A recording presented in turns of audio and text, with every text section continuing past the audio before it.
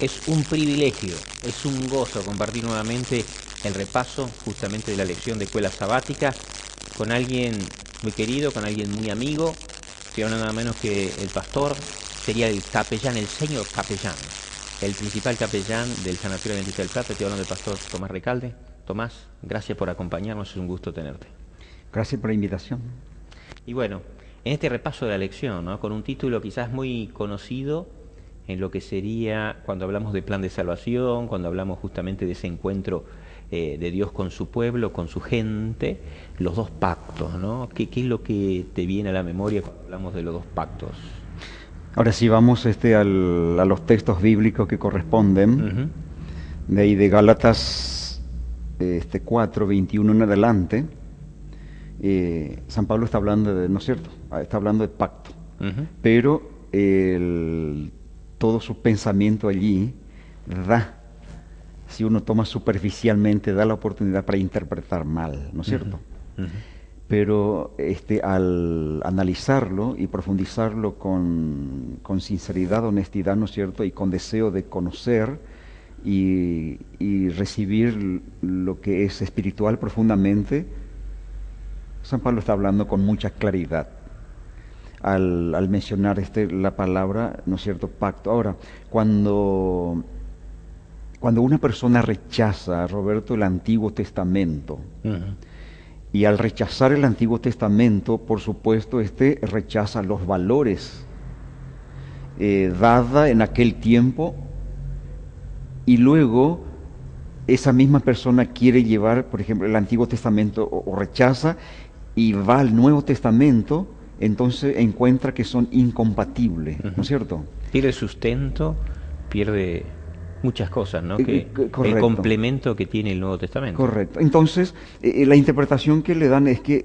bueno, falló el antiguo pacto, y al fallar el antiguo pacto, que era por obras, guardando, obedeciendo la ley, entonces ahora Dios descarta ese pacto que falló y entra a través del pacto de la gracia, que absolutamente no es lo que San Pablo quiere hablar o lo que está hablando, no. El autor hace introducción, ¿cierto? Primero menciona los dos pactos y presenta esa problemática, ¿no?, donde hay una mala interpretación de parte del pueblo de Israel a lo que Dios pretendía, al significado propio que Dios le había dado. Y yo me quedé un poquitito, ¿por qué tanta importancia el tema del pacto, principalmente en lo que fue en el Antiguo Testamento, ¿no? Y contextualizando un poquitito a la situación social, ¿no?, de ese momento, yo digo, no había ley. Digamos, todos los pueblos, en cierto sentido, eran enemigos uno del otro. Es más, las familias eran enemigas unas con las otras, porque allí siempre se necesitaba de un acuerdo que genere paz. Y creo, Roberto, entender que en aquella época, lo que estás mencionando, cuando una familia grande o una familia quería entrar en pacto con otro grupo, tenía que tener hijos. Recuerdo ese punto, haber estudiado, haber analizado. De ahí que por ejemplo, después, avanzando con el caso de Abraham, para entrar en pacto, por ejemplo, con otros pueblos vecinos, necesitaba tener un heredero. Y llevando eso también en el aspecto espiritual, de ahí la tremenda necesidad y el apuro de Abraham, claro, para concertar un pacto de tener un descendiente. Que después el material va a profundizar Y bueno, y en la Edad Media, no, eso no solamente fue en la época bíblica, sino en la Edad Media, cuántos reyes, justamente para encontrar un pacto con alguna nación, con algún pueblo, ¿cierto?, casaban a su hija con el hijo de, o el hijo de con la hija de, para entonces a través de esas uniones, ¿cierto?, ese acuerdo, ese pacto, haya paz, haya armonía. Ya. O a veces dice que una familia más pequeña, sí, para recibir la protección de un grupo más grande, entonces entraba en pacto, claro, y recibía la protección de ese gobierno o ese grupo familiar mayor. Claro. Que el grupo familiar menor, al hacer pacto, recibía la protección. Y Dios utiliza, ¿cierto?, también este elemento que era muy cotidiano para el pueblo de Israel en esa época, lo utiliza también para esa relación que él quería tener con su pueblo, ¿no? Con sus hijos, ¿no? Correcto. El tema del pacto, el acuerdo, el compromiso, ¿cierto? De poder entonces allí entablar un vínculo, o más bien yo diría más que entablar un vínculo, sellar un vínculo para que allí reine la armonía, reine la tranquilidad y haya seguridad entre los dos pueblos, de no atacarse, de no ser enemigos. A mí me gusta mucho, Tomás, no sé si podemos compartir eso, el tema es la enemistad que había entre los pueblos se sellaban con un pacto y entonces se lograba la paz. Y digo, la enemistad del pecado, ¿no? Producido en nuestro corazón, nos aleja de Dios y Dios entonces hace un pacto y nos une nuevamente. Es decir, me gusta ese vínculo, ¿no? Dice, notamos que la Biblia atravesó los tiempos, en todas las etapas en que Dios se conectó con el hombre, lo hizo a través de este pacto. Y ese pacto siempre fue iniciativa de Él. Exacto. Sí.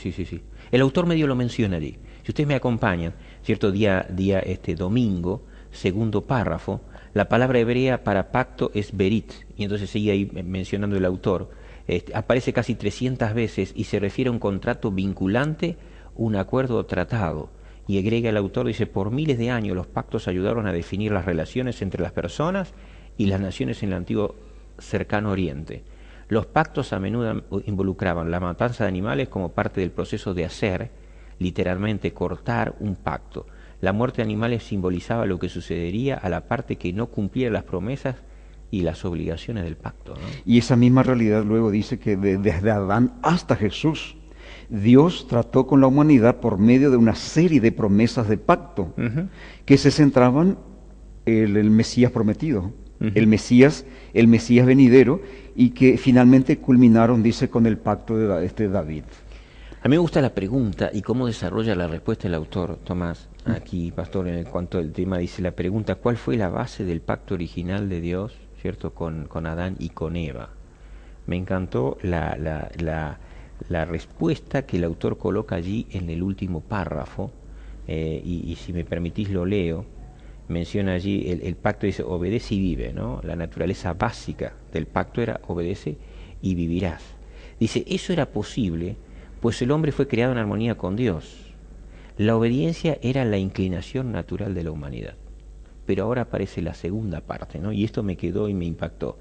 Con ese acto, al entrar en pecado, rompieron el pacto de la creación e hicieron que sus términos fueran imposibles para los seres humanos, ahora corrompidos por el pecado. Dios tenía que encontrar cómo restaurar las relaciones que Adán y Eva habían perdido. Lo hizo con un pacto de gracia basado en la promesa de un Salvador. Génesis 3:15. Quiere decir que el pacto, cierto, de obedece y vivirás, allí aparece en la relación del hombre sin tendencia al pecado. Correcto. Y para nosotros hoy parece que el pacto se basaba en algo tan simple, ¿no? Pareciera. Y porque dice, Dios le presenta el árbol y la orden era que no comieran, que obedecieran y no comieran. En eso se basaba, ¿no es cierto?, el pacto de Dios con Adán. Una fidelidad basada en el amor, ¿no? En el amor. En el amor. Que en cierto sentido estaba allí, yo tengo un versículo que quisiera que leamos juntos, que me encantó, está en el Salmo 101.